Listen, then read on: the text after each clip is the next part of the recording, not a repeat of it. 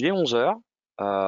Bienvenue à toutes et tous. Merci donc pour votre présence. Vous êtes actuellement une quarantaine de personnes. On va avoir, voilà, comme je le disais il y a une minute, je vais faire une petite introduction, donc ça laissera encore le temps à tout le monde de venir. Vous avez donc un canal de questions sur lequel vous pouvez poster des messages.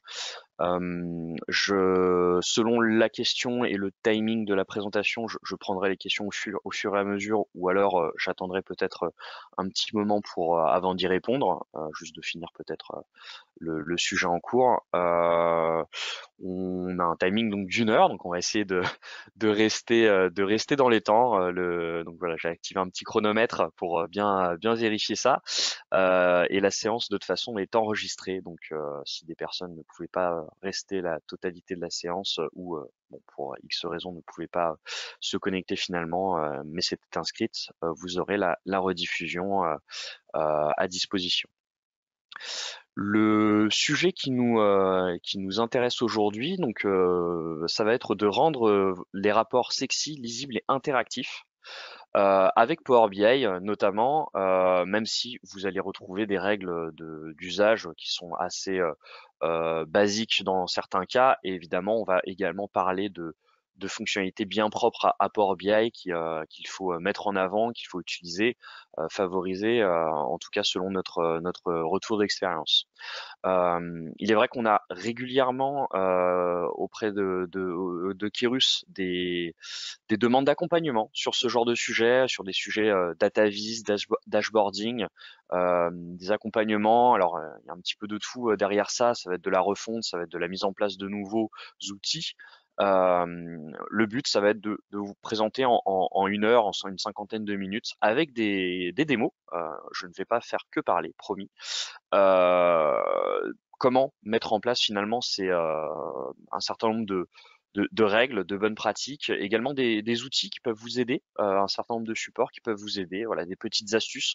On va être assez large là-dessus, le but étant que vous puissiez repartir avec un certain nombre de clés, d'éléments, d'astuces qui vont vous aider à mettre en place des rapports, particulièrement Power BI sur une partie de la présentation, mais encore une fois avec des règles qui peuvent être bien plus génériques. Pour ma part, je me présente, je m'appelle Thomas Desgeorges, je suis leader de la communauté Modern BI et Analytics chez Kyrus, donc très orienté outils de data vis moderne, mais également le socle un peu plus BI traditionnel, le legacy, des outils qui sont de plus en plus self-service, des outils SaaS, des outils qui se veulent à la portée de l'utilisation d'utilisateurs plus métiers, donc de moins en moins techniques. Donc voilà, c'est aussi le but de cette présentation qui n'est pas forcément adapté qu'aux personnes développeurs ou purement data analystes. Power BI, il faut savoir que ça doit être un des outils les plus utilisés par la communauté des contrôleurs de gestion et des financiers, par exemple, en France. Donc voilà, il n'y a pas que des développeurs, des data analystes, etc., etc. Je suis également donc organisateur du Club Power BI, donc une association francophone très orientée sur la publication de contenu d'événements orientés de Power BI, de ses usages, et également de la Power Platform, donc des outils un petit peu annexes tels que Power App et Power Automate. Donc n'hésitez pas, si vous souhaitez du contenu supplémentaire, à aller sur nos chaînes, nos réseaux et notre site. Donc l'agenda pour la journée, l'heure, excusez-moi, l'habitude des formations. L'agenda pour l'heure va être donc de faire une revue des bonnes pratiques. Dans ce cadre-là, on va être moins sur l'outil Power BI et plus sur des bonnes pratiques génériques. Alors il y a des choses qui vont être assez standards, mais qui valent le coup d'être rappelées, évidemment. On va également parler de certains trucs et astuces dans Power BI. Là, vraiment orienté sur l'outil. Des petites fonctionnalités détournées, des petites choses qu'il faut avoir en tête pour mettre en place des reportings, on va dire plus facilement, mais également plus jolis, hein, tout simplement, sur Power BI. Et ensuite, on passera vraiment sur des fonctionnalités avec une petite faute d'orthographe, des fonctionnalités donc vraiment purement de storytelling que j'ai tendance à vraiment mettre en avant. pour donc vraiment montrer un peu l'interactivité des outils. Alors je vois qu'il y a déjà une petite question, donc tant qu'on est sur l'agenda, allez-vous dire un mot sur la différence d'approche entre l'utilisation personnelle et par le contrôle de gestion par exemple et la mise à disposition de reporting partagé? Alors non, on n'est pas vraiment sur la partie vraiment consommation. On va être vraiment sur la mise en place des bonnes règles pour créer des rapports pertinents, lisibles et évidemment sexy pour qu'ils donnent envie qu'ils soient utilisés. C'est vrai que sur la partie vraiment usage, comment dire, usage de rapports, comment les partager, les bonnes organisations, peut-être aussi la partie plus gouvernance qu'il peut y avoir, pas que sur la partie data, mais sur la partie vraiment des rapports, ça va pas être abordé aujourd'hui. Ça pourrait être le cas, le sujet d'un prochain webinar. C'est une bonne idée en tout cas. Très bien. Donc on va commencer dans le vif du sujet, les bonnes pratiques. Je vais faire des allers-retours entre les slides et un rapport Power BI et d'autres éléments également pour rendre un petit peu plus vivant cette présentation. Non, je ne parlerai pas des Paginated Reports. Paginated Reports, qui est un outil un petit peu à part de Power BI, mais qui en fait reprend la partie Reporting Services de la suite SQL Server BI, qui existe depuis des années. C'est vrai que les rapports paginés, rapports pixel perfect, finalement, c'est pas forcément ce qui donne le plus d'enjeux. C'est beaucoup plus connu en tout cas. Là, le but, ça va être avec un outil qui a beaucoup de fonctionnalités comme Power BI, vraiment dans son outil core, avec énormément de fonctionnalités, avec le fait qu'on puisse faire un petit peu tout et n'importe quoi, donc le bon comme le moins bon. On va vraiment se concentrer sur cette partie-là pour garder le meilleur finalement de l'outil et reposer les bonnes pratiques. Euh, mes 6 premières règles, mes 6 règles de vie sur la partie data visualisation finalement, avec encore une fois, hein, il y aura des portes ouvertes qui seront enfoncées aujourd'hui, mais également voilà un rappel de certaines choses qui doit être primordiales. Je vais commencer par la chose principale. Pour moi, une page, une question. Euh, le principe d'un outil de reporting, c'est un outil donc en français de aide à la décision, d'analyse décisionnelle.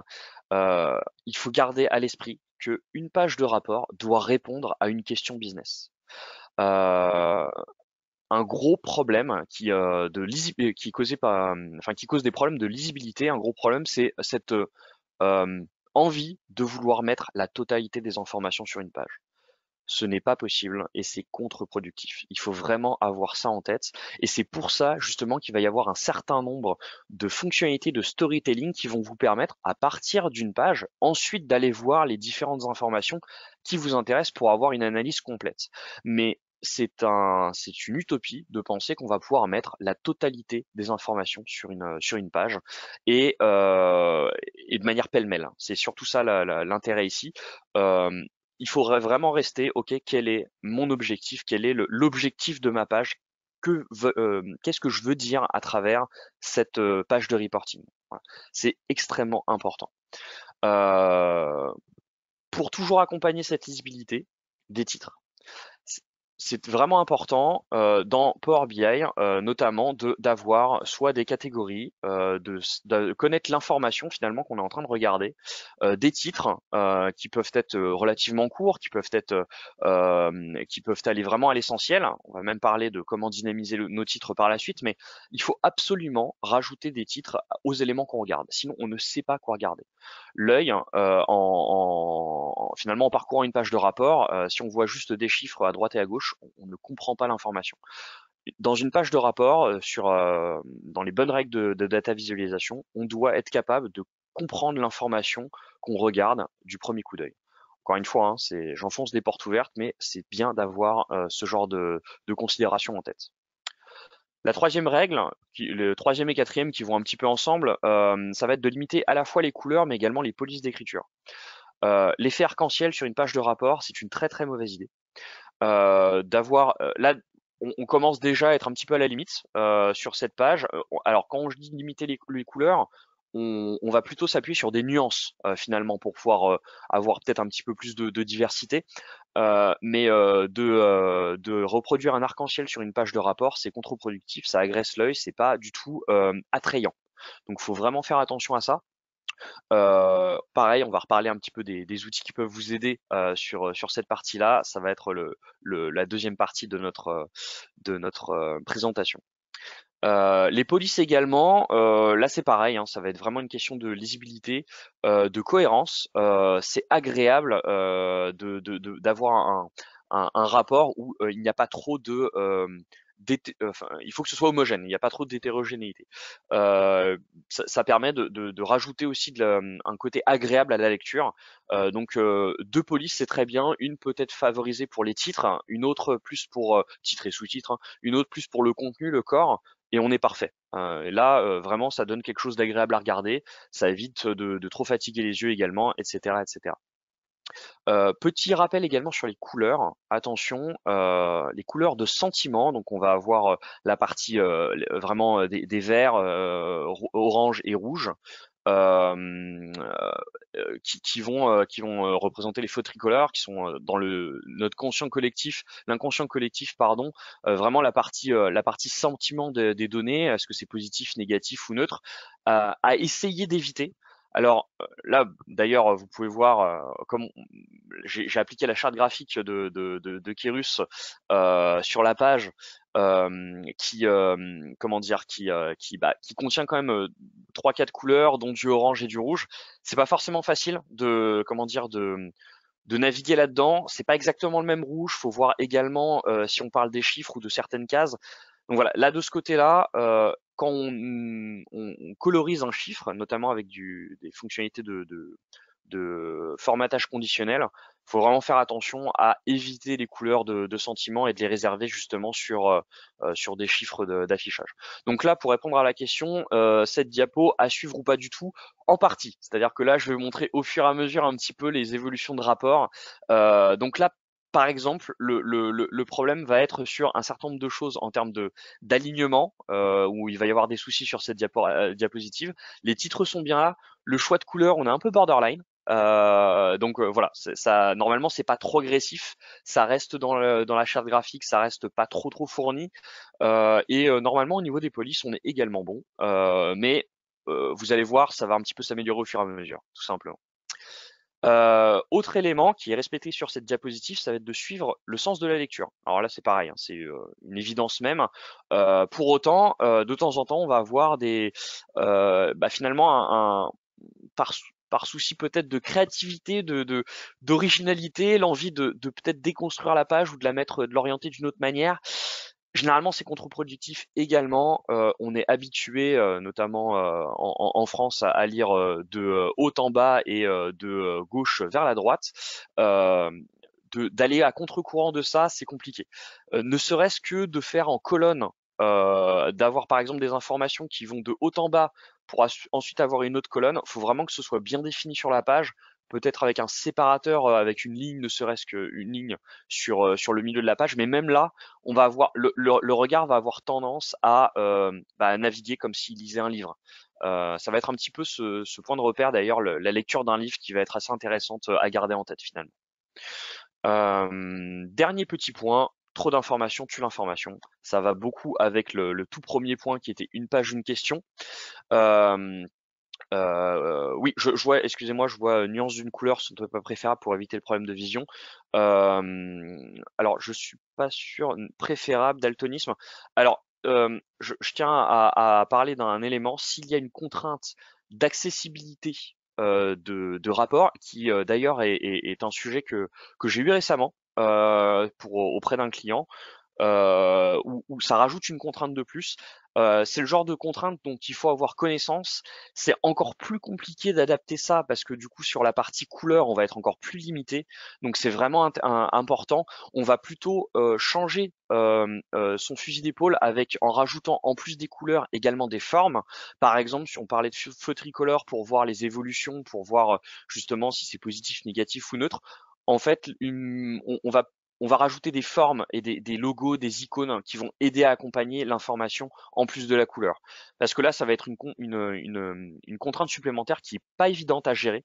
C'est intéressant à remonter. Il faut effectivement avoir ça en tête, dans le sens, si c'est une contrainte, il faut bel et bien l'avoir dans dans sa liste de cahier des charges. Donc attention effectivement, ça peut être un point à remonter, encore une fois, enfin c'est pas la première fois que j'en entends parler et ça a déjà été le cas sur certains projets.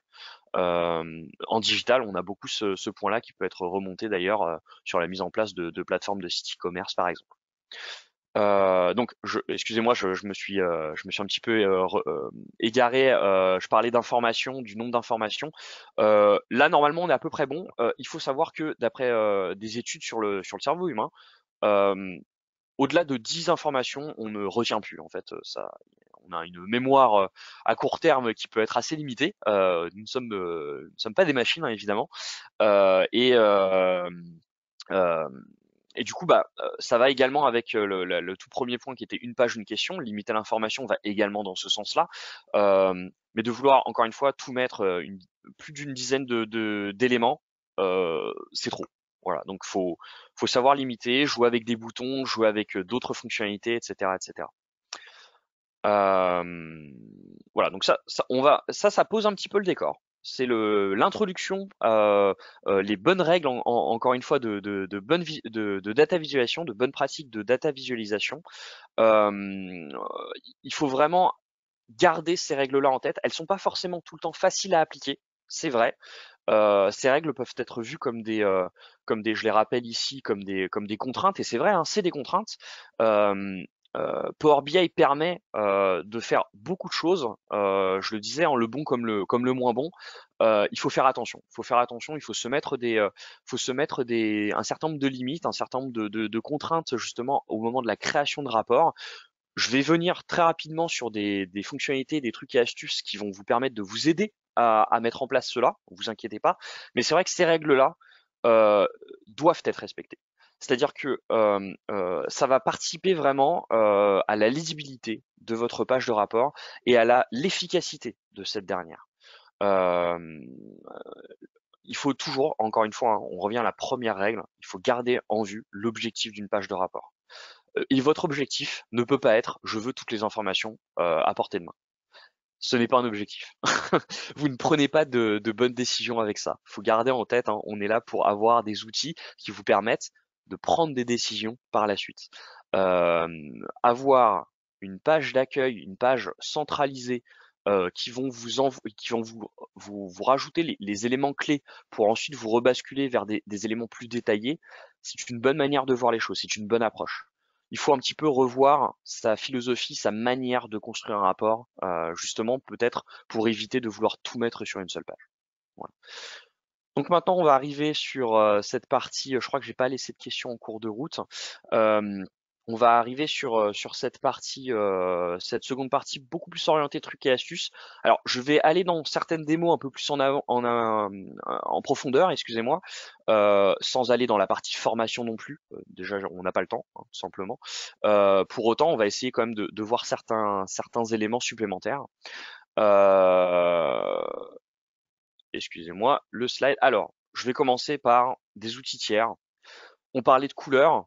Moi, j'ai un site à vous recommander qui est vraiment parfait pour l'utilisation justement pour la mise en place de chartes graphiques, qui va être donc color.adobe.com, qui vous permet d'avoir la roue de couleur de Adobe, la société de Photoshop, hein, qui va vous aider à mettre en place votre charte graphique de manière assez simple. Vous pouvez utiliser les codes de couleurs directement dans Power BI, donc en les copiant-collant, excusez-moi, vous pouvez donc définir des couleurs ici, faire naviguer votre palette de couleurs, mais également naviguer sur les règles d'harmonie. On parlait justement de règles, de nuances, de chartes graphiques, etc. Justement, là par exemple, comment avoir des nuances d'une seule couleur, peut-être des triades. Bon, alors là, on commence à être un petit peu plus borderline sur voilà, 3 couleurs, c'est ok, hein, mais attention, des couleurs complémentaires, des couleurs complémentaires partagées. Bon, vous avez un certain nombre de règles vraiment liées aux couleurs. Moi, je ne suis pas spécialiste là-dessus, je m'aide de ce site, tout simplement. Et une petite fonctionnalité très pratique, c'est qu'on peut extraire le thème d'une image. Par exemple, si je devais, voilà, par tout hasard, hein, utiliser le logo Kérus, je pourrais, donc j'ai une page avec l'image hein, à côté, je pourrais très bien le glisser-déposer et lui demander, bah voilà, attendre que ça mouline 2 secondes, et en fait, il va m'extraire les différents codes couleurs. Il va se limiter à 5, hein, lui aussi, hein, il va vous aider là-dessus, pour avoir votre petite charte graphique avec les codes couleurs qui sont là, voilà, tout simplement. Vous pouvez d'un clic les copier pour les appliquer ensuite dans directement dans votre rapport. Et on parle de couleurs, donc on va aller sur un autre petit élément dans Power BI. Alors, je vais rafficher l'onglet un petit peu plus grand. Dans la partie affichage de Power BI, vous pouvez depuis maintenant à peu près 2 ans, je crois, éditer votre thème de couleur. Votre thème, alors il n'y a pas que les couleurs, hein, je caricature un petit peu. Euh, tout n'est pas configurable dans cette interface. Je ne vais pas rentrer dans le détail de la partie, le fichier JSON qui est généré derrière, que vous pouvez personnaliser beaucoup plus. Là, on va rester sur la partie couleur. Quand vous allez donc dans la partie personnalisation du thème, j'ai un petit doute si je l'ai bien. Oui, c'est bon. Vous pouvez ensuite donc, nom et couleur, personnaliser les différentes couleurs que vous avez à votre disposition. Donc, je l'ai déjà fait hein, de mon côté. Et du coup, appliquer ces différentes couleurs ici.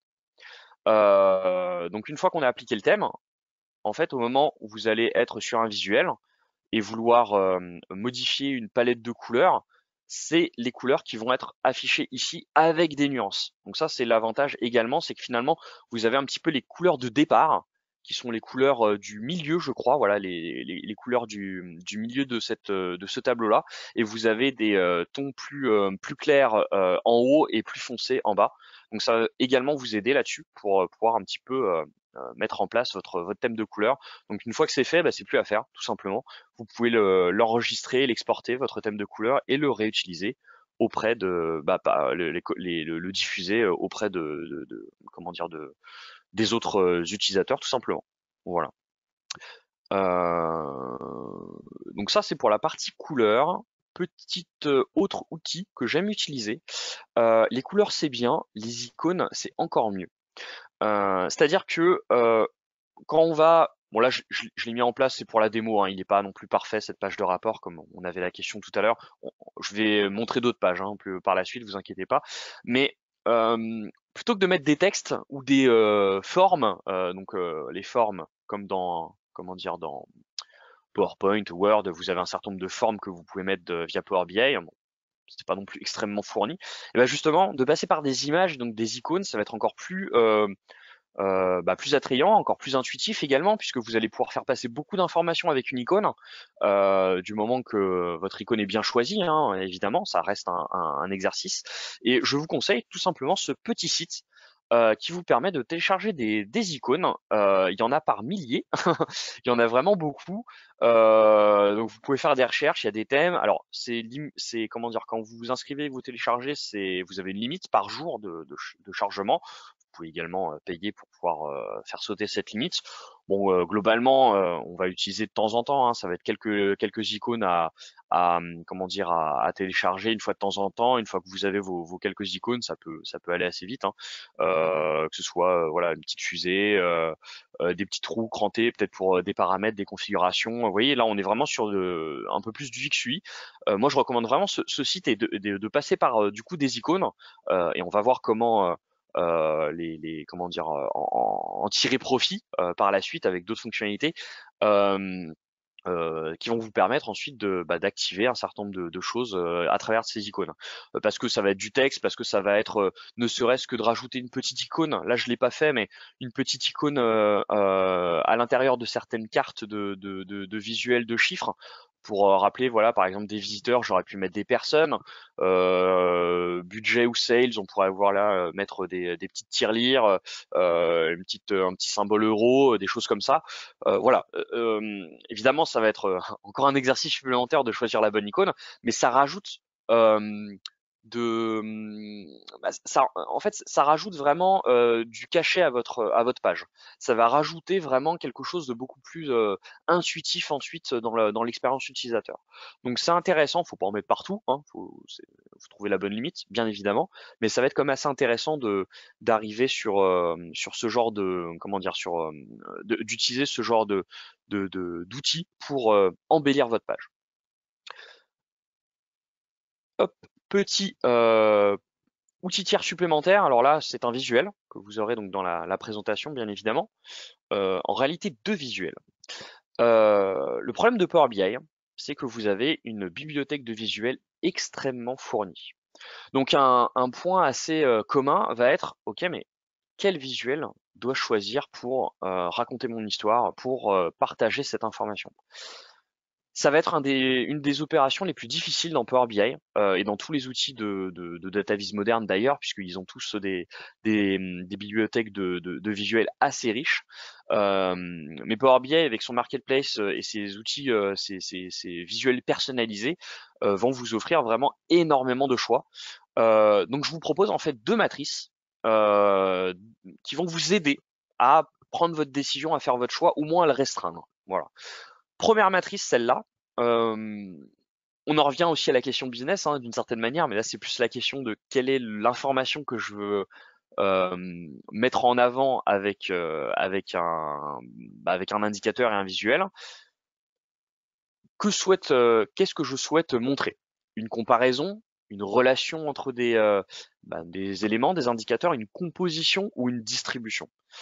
Selon justement ce choix et un certain nombre d'autres critères, est-ce que ça change en fonction du temps? Est-ce que c'est statique? Est-ce qu'on a beaucoup de périodes, peu de périodes? Est-ce qu'il y a quelque chose de simple, plusieurs composants, etc., etc. Ça va vous aider à restreindre votre choix sur une série de visuels un peu plus comment dire un peu plus restreinte pour pour ensuite faire votre bon choix de visuel.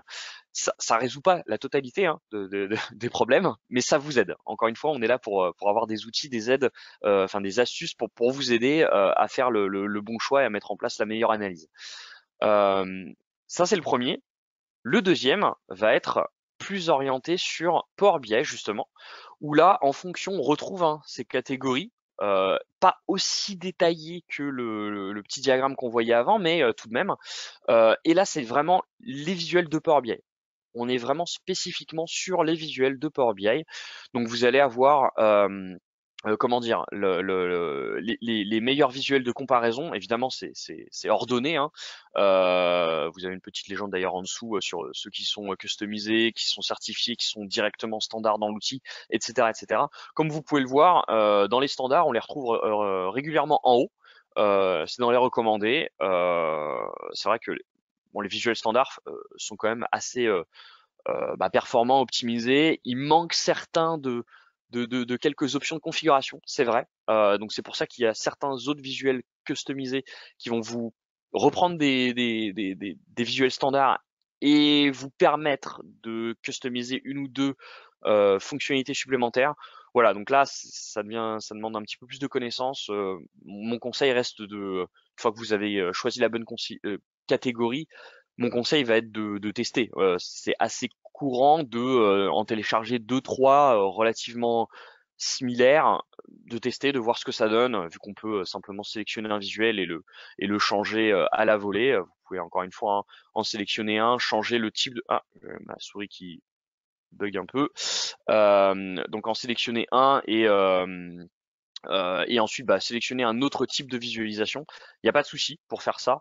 Donc voilà, n'hésitez pas à naviguer. Vous voyez, j'ai plusieurs cartes différentes. Il y en a une là, il y en a une là, etc., etc. Donc voilà, faut pas hésiter sur cette partie-là.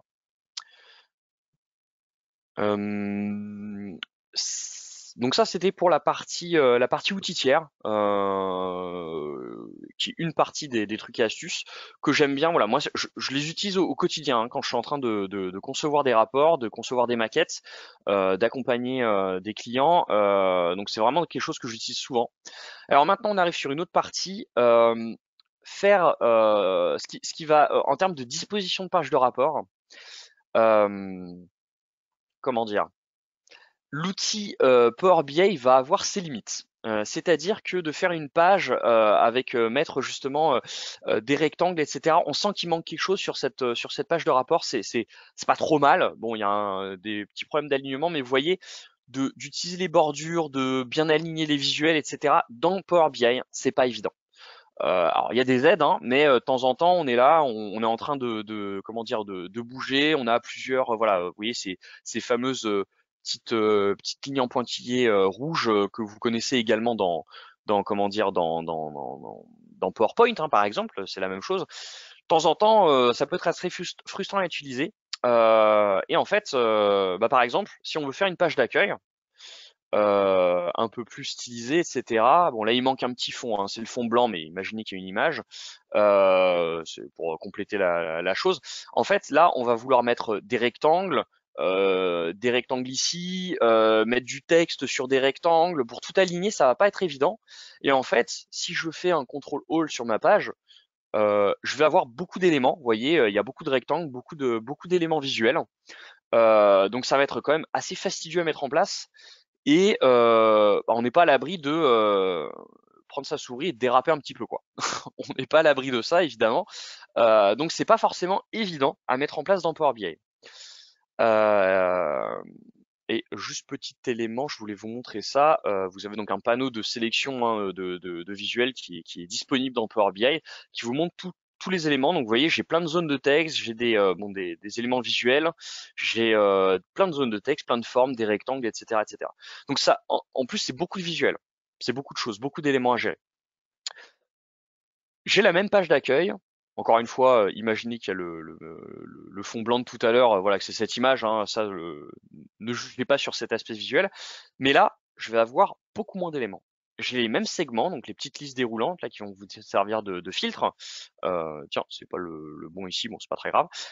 J'ai trois cards, trois éléments, comment dire, d'indicateurs. Bon, il faudra rajouter quelques icônes, etc. Mais le but ici, c'est de vous montrer que ici en fait, je n'ai plus toutes ces formes. Je n'ai plus toutes ces formes. En plus, ma page, alors c'est peut-être un petit peu subtil, mais va être plus rapide à se charger parce que je n'ai pas autant d'éléments à gérer. C'est-à-dire que là, tous les éléments de forme vont mettre du temps à s'afficher, alors qu'ici, en fait, bah, vous voyez, c'est plus rapide. J'ai cliqué de la même manière, c'est plus rapide. Pourquoi? Parce que ici, en fait, je ne charge pas 10, 15, 20 éléments graphiques. Je charge une image qui aura été mise, en fait, dans l'arrière-plan de la page, qui est ici. Il faut savoir que l'image, elle est, une fois que vous l'avez sélectionnée et rajoutée sur votre page, elle est stockée ensuite dans Power BI. Donc si vous la supprimez, par exemple, dans votre, je sais pas moi, sur votre OneDrive ou si elle est sur votre bureau, il n'y a pas de lien direct, hein, il n'y a pas de problème là-dessus, elle est stockée dans Power BI. Euh, donc ça veut dire que si vous faites des modifications sur l'image, il faut la supprimer et la remettre. Ça c'est vrai, c'est un petit peu fastidieux, mais ça reste possible. Euh, et du coup, bah comment on fait ça? Eh bah, très simplement, moi je le fais avec PowerPoint. Alors si vous avez, vous pouvez aller encore plus loin, si vous avez un outil plus graphique type Adobe Photoshop par exemple, je vous avais dit qu'on allait en parler, c'est encore plus, comment dire, encore plus pratique, encore plus adapté comme outil, mais avec PowerPoint, moi je me débrouille très bien, où on va pouvoir justement prendre utiliser les masques de diapositives. Potentiellement, vous avez peut-être votre équipe marketing. Moi, j'ai utilisé d'ailleurs un certain nombre de choses qui ont été fournies par notre équipe marketing, qui ont mis en place la nouvelle charte graphique de Kérus notamment. Euh, on peut les réutiliser, les codes couleurs, mettre ensuite quelques éléments visuels. Et en fait, c'est tellement plus pratique à gérer dans un PowerPoint ou dans un outil vraiment plus graphique que c'est beaucoup moins frustrant. Et ensuite, une fois qu'on a fait notre page, donc en plus on peut faire des copier-coller, juste changer le titre par exemple des rapports, hein, tout simplement, des pages de rapports, pardon. Encore une fois, hein, les titres. Une fois qu'on l'a fait, en fait, on peut simplement sélectionner notre diapositive, exporter en modifiant le type de fichier au format image et ensuite enregistrer. Ça va vous permettre d'enregistrer une diapositive. Attention, il y aura une infobulle, une fenêtre qui s'ouvrira qui vous demandera toutes les diapositives ou seulement celle-ci. Vous êtes obligé de le faire une par une dans PowerPoint. Par contre, c'est le seul problème. Si vous faites toutes ces diapositives, ça va planter. Ça ne vous fera pas plusieurs images par diapositive, ni une image avec la somme de tout ça. Ça va juste pas marcher. Voilà, c'est la seule petite différence. Donc si on revient à ça, moi j'en ai créé plusieurs. Ça peut être voilà avec des thèmes de couleurs différents, avec des images de fond différentes, avec des dispositions différentes. N'hésitez pas. Et en fait, on va se reposer là-dessus. On va se reposer là-dessus pour ensuite superposer les éléments visuels de Power BI. Et en fait, dans Power BI, derrière, on va pas utiliser, vous voyez, là c'est on va pas utiliser de fond. C'est-à-dire, on va pas activer les arrière-plans. En fait, les arrière-plans seront gérés directement via PowerPoint, etc. En plus, ça permet de nous éviter certains problèmes d'alignement, puisque bah, en fait, on pourra mettre l'élément un petit peu où on veut. Vous voyez, par exemple, le texte là. Dans le texte, j'avais mis directement dans le diapositive, excusez-moi. Ça, vous voyez, ça vous demande de préparer un petit peu le terrain.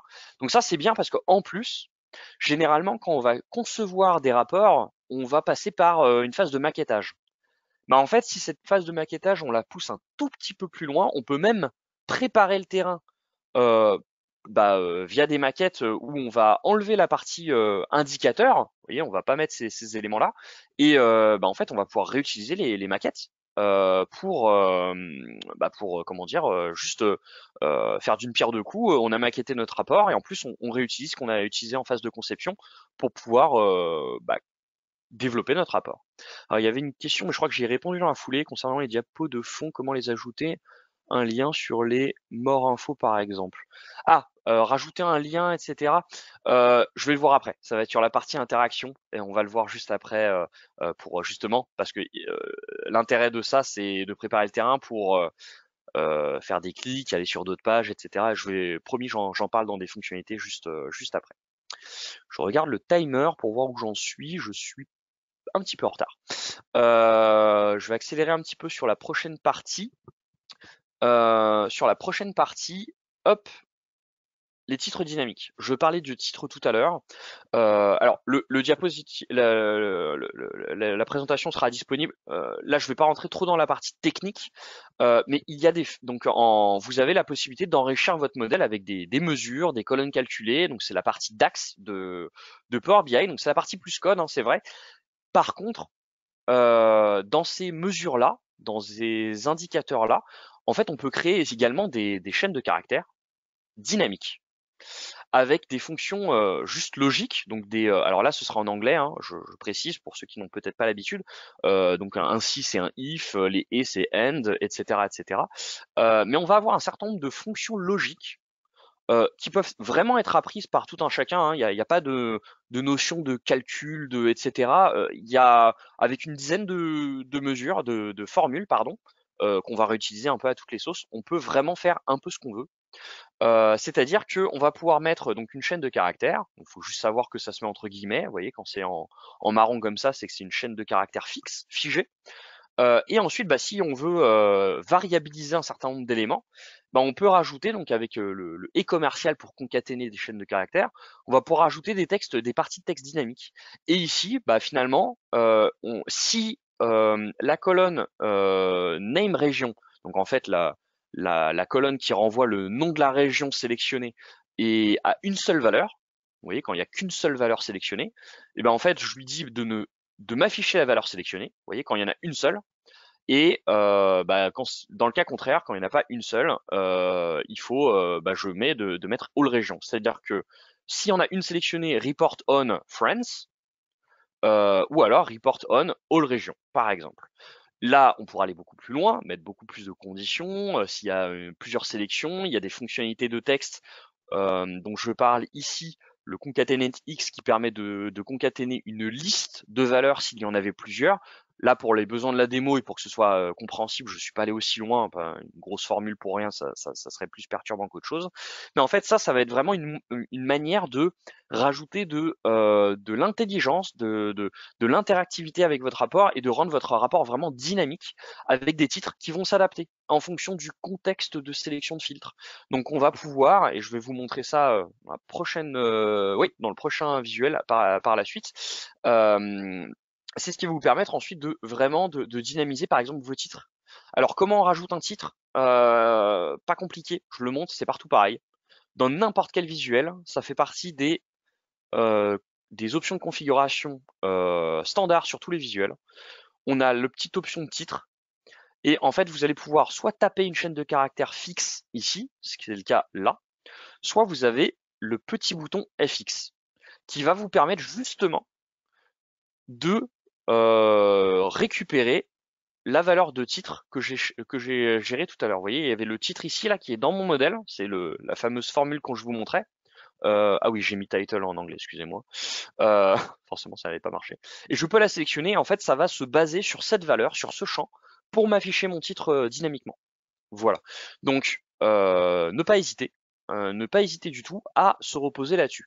Donc là, je l'ai pas fait, hein, c'est pas à mettre à toutes les sauces, mais ne serait-ce qu'un titre de page qui peut s'adapter en fonction des sélections. Je suis en train de filtrer sur un seul magasin. Je suis en train de filtrer sur une période de l'année. C'est assez courant, par exemple, de mettre le mois et l'année sélectionnés en concaténé. Ça permet d'avoir l'information de, ok, qu'est-ce que je regarde? Encore une fois, hein, les titres, ça vous donne l'information d'un premier coup d'œil de euh, qu'est-ce que je suis en train de regarder sur ma page. Il faut le savoir, il faut le comprendre. Les titres dynamiques vous aident à faire ça.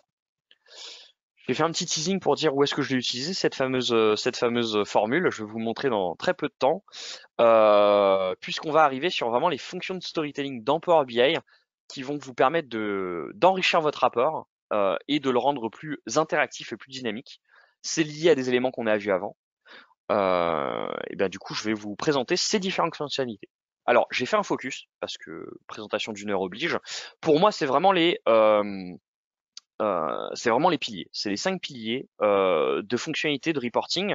Ça ne veut pas dire qu'il n'y en a pas d'autres. Il y en a d'autres qui sont extrêmement bien. Il y en a quelques-uns que je ne vais pas pouvoir montrer, voilà, par manque de temps, mais déjà avec ça, on va pouvoir faire beaucoup de choses. Alors, désolé, il y a quelques termes que j'ai laissés en anglais parce que les traductions françaises sont absolument horribles, mais je vais le traduire à l'oral en français également. Donc les custom tooltips, ce sont les infobules personnalisées. Alors, qu'est-ce qu'un infobule déjà? Un infobule, ça va être ce petit cadre-là qui va apparaître au-dessus de votre souris. Donc vous le voyez sur des sites web, sur des pages de rapports Power BI, etc., etc. Et bien en fait, ce cadre-là, celui-là exactement, qui va être cette espèce de bulle envoyée, c'est comme si c'était une bulle dans une BD, avec la petite flèche, le petit cadre noir et le texte en blanc. Celui-là, c'est le standard. Celui-là, c'est le standard et en fait, on peut le customiser.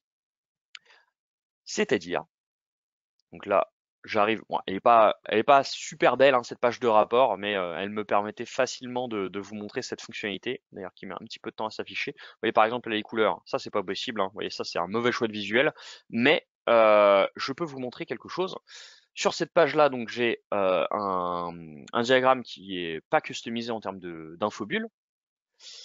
Et ici, le suspense est terrible, hein. Ici, je vais avoir en fait un rapport dans le rapport. Et ben c'est exactement ça. Euh, pour peut-être les petits plus curieux, vous avez peut-être vu, pardon, ici, une petite page qui s'appelait Tooltip. Évidemment, ça va être ça. En fait, l'idée est extrêmement simple. Donc, c'est comme Inception, hein. C'est un rapport dans le rapport. Vous allez configurer une page de rapport dédiée à cette fonctionnalité de Tooltip. Cette page va être générique pour afficher un certain nombre d'indicateurs. Là, par exemple, j'ai mis donc en bas les 3 indicateurs sales, budget et transactions pour en fait pour rien du tout. Je mets pas de filtre sur cette page. Je vais vous montrer. J'ai mis un petit texte comment dire statique, taux de conversion avec une petite jauge qui évidemment bouge. Alors, je vous l'ai pas montré, hein, mais quand même, je ne suis pas un escroc. Voilà, hop, je peux vous montrer que voilà, ce petit visuel, alors il manque des données à certains endroits, hein, c'est un jeu de données de test, hein, vous me pardonnerez. Avec également le couleur, je voulais vous montrer ce petit couleur conditionnel hein, qui est là, c'est pareil, hein, c'est rouge parce que c'est négatif, ça aurait été vert dans l'autre cas. Et le titre qui bouge, vous pouvez voir Detail Data About Store, quel store, et dans la région, laquelle, qui bouge, bien évidemment. Comment on fait ça donc? On crée une nouvelle page. Alors, je vais le faire de from scratch à côté. Une nouvelle page. Avant de faire quoi que ce soit, les formats de la page, vous avez une petite option taille de la page. De base, ça va être forcément en 16 neuvième, c'est par défaut.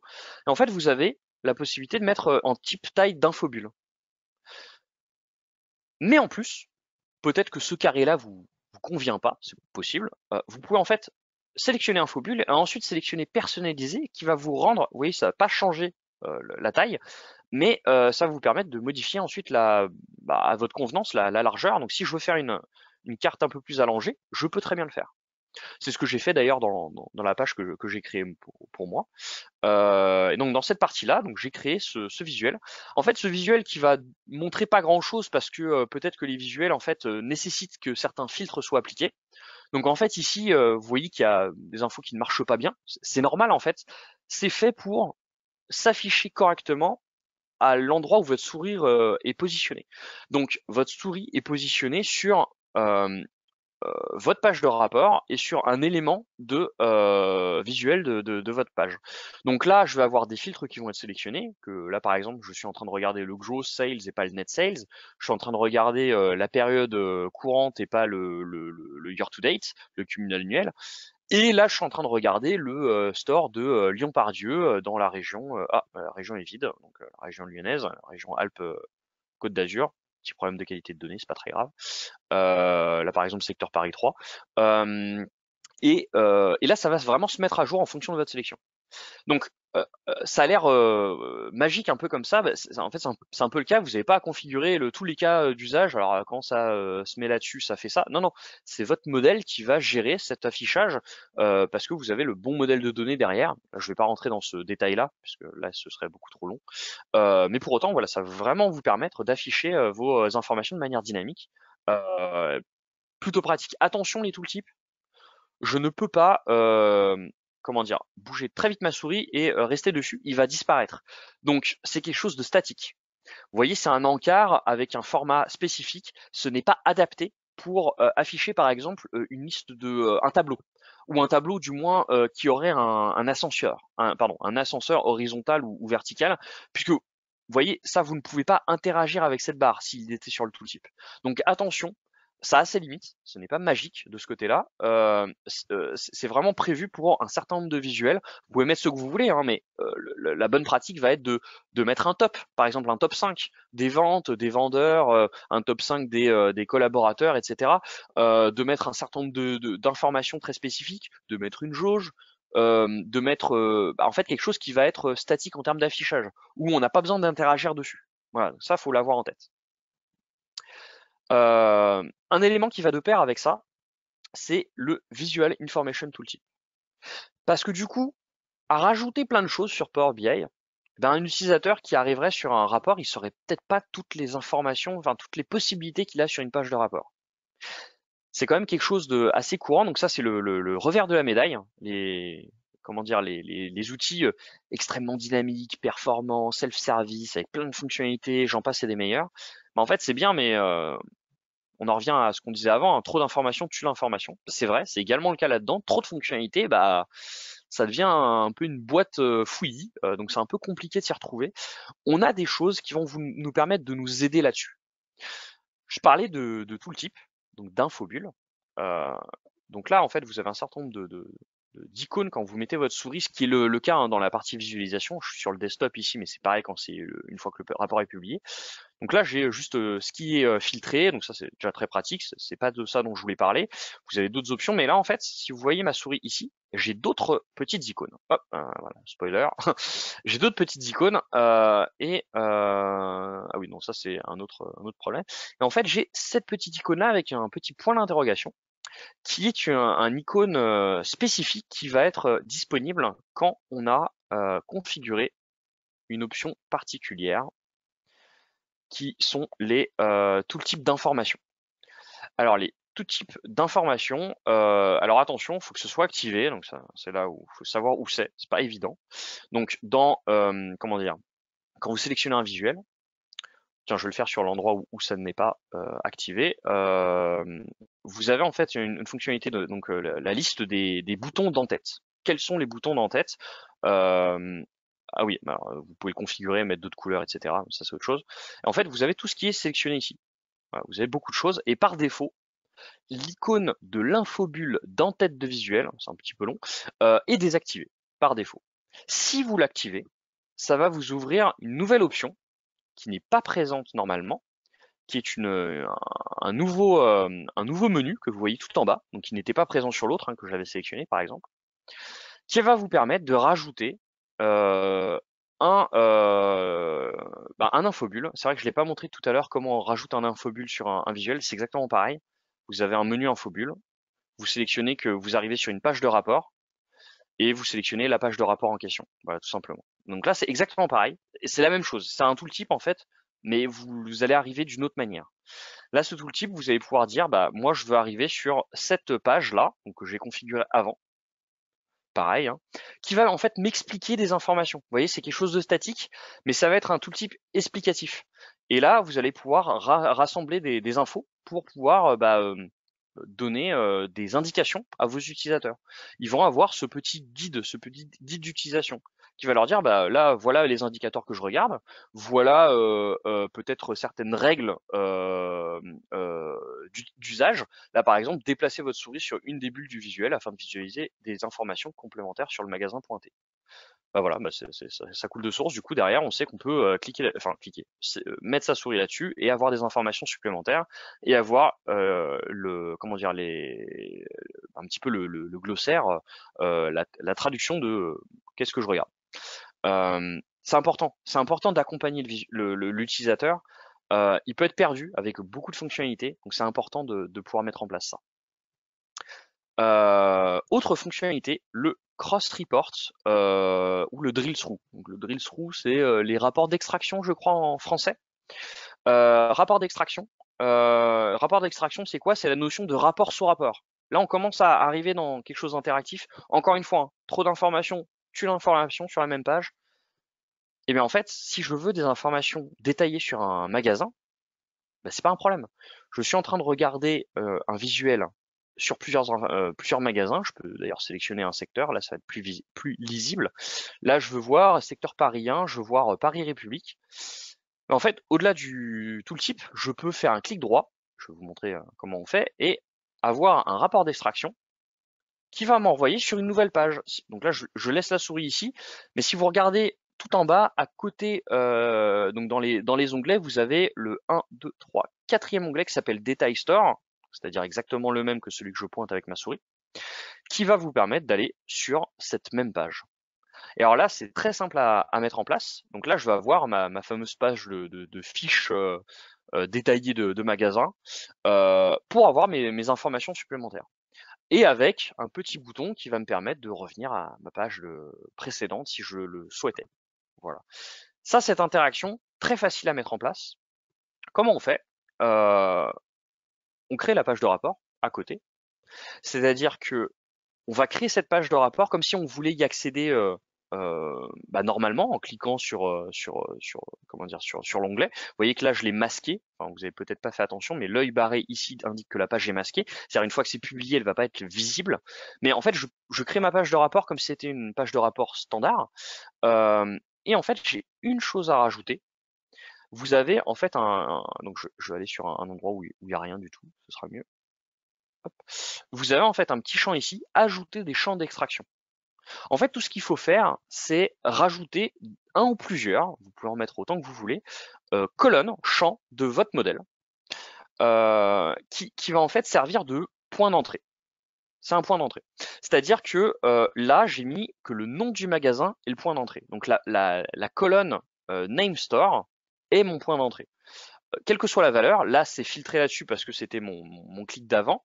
Parce qu'évidemment cette page-là, elle est faite pour voir un magasin, sinon plein de magasins en même temps, ça ne veut rien dire. Une fiche de plusieurs magasins ne veut rien dire. Et en fait, une fois que vous avez fait ça, le bouton de retour va apparaître automatiquement. Il faudra juste bien le repositionner sur la page pour qu'il soit visible. Mais là, en fait, automatiquement, parce que sur ce visuel-là, j'utilise le même champ, le champ commun, et bien en fait, ça va automatiquement être lié au rapport, à la page, pardon, excusez-moi. C'est-à-dire que vous avez juste à glisser-déposer sur la page de visuel un champ ou plusieurs champs pour le rapport d'extraction, et du moment qu'un visuel, quel qu'il soit, hein, un visuel utilise cette, comment dire, ce même champ commun, vous allez pouvoir aller sur cette page de rapport d'extraction. C'est-à-dire que si je reviens sur ma page d'accueil, sur mes top 5 ici, je suis à la maille, hop, store. Alors là, je l'ai renommé, mais normalement, c'est bel et bien, voilà, name store. Et je peux donc faire un clic droit également, aller sur extraire et Detail Store. C'est exactement le même schéma.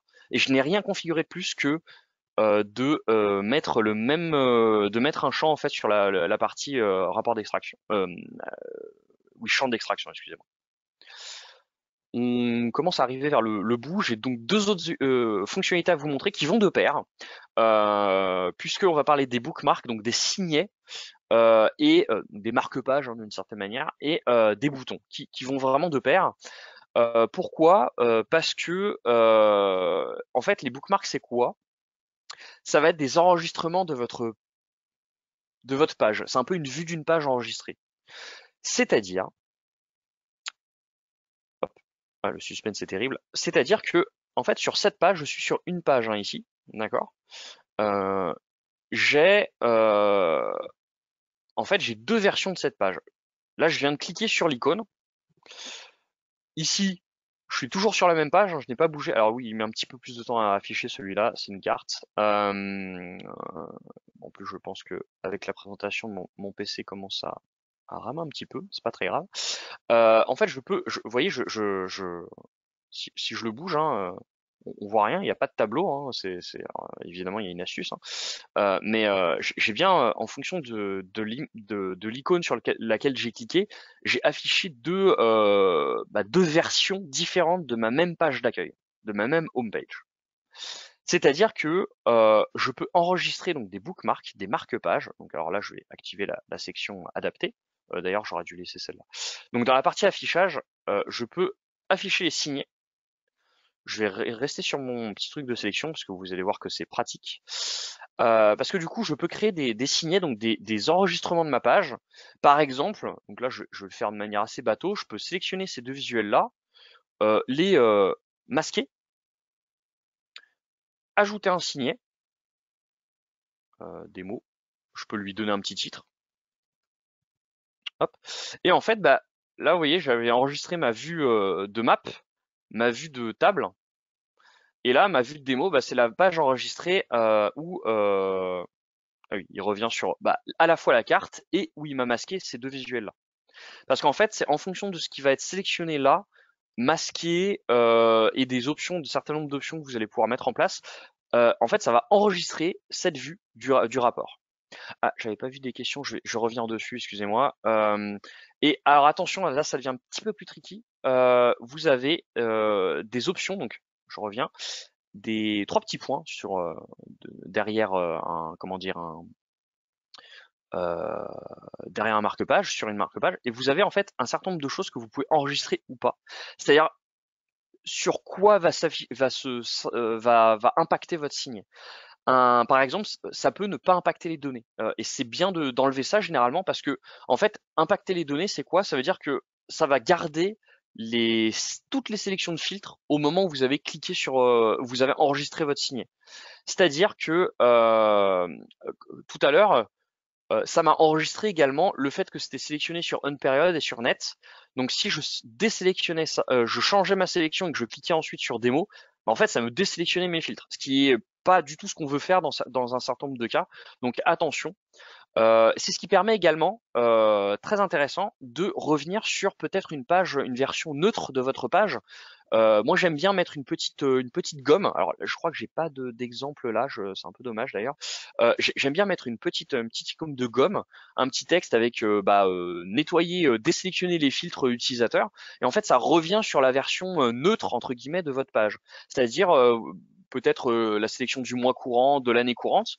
En fait, vous enregistrez cette version des données de votre page. Vous mettez un petit clic bouton pour sélectionner ce bookmark là et en fait, vous allez pouvoir d'un clic, la personne va avoir cliqué là-dessus, va avoir ajouté un fil, va avoir cliqué sur je sais pas trop quoi. Il est perdu, il a cliqué sur 25 trucs, il reclique sur la petite gomme ou sur le petit bouton pour nettoyer les filtres. Et en fait, il va revenir sur la vue par défaut de la page. Ça, c'est très pratique. J'ai 1 minute pour finir sur la partie bouton. Votre question filtre n'est pas dynamique sur le champ d'extraction. Alors, si, juste pour revenir là-dessus, ça vous sélectionne bien en fait bah là, par exemple, la valeur du name store que vous aviez sélectionné. Et après, attention, vous avez d'autres options qui de temps en temps sont pas forcément évidents. Vous pouvez garder ou pas tous les filtres de la page de départ quand vous arrivez sur votre page d'extraction. Par exemple, si vous avez sélectionné une période de temps ou des choses comme ça, donc ça peut être quelque chose que vous voulez utiliser ou pas. Donc attention, c'est cette petite option là. Il faut obligatoirement préfiltrer sur une région, un commerce. Bah, sur la partie rapport d'extraction, en fait, non, c'était juste que c'était plus lisible comme ça. Donc si je reviens sur mon petit magasin, excusez-moi, ma petite page d'overview des stores, en fait, j'avais juste sélectionné une région pour que ce soit beaucoup moins fouillis là-dessus. Comme vous pouvez voir, c'est un vrai bazar. Mais en fait, ça marche tout aussi bien là-dessus, hein. Il n'y a aucun problème. Vous voyez, j'ai pas sélectionné quoi que ce soit là.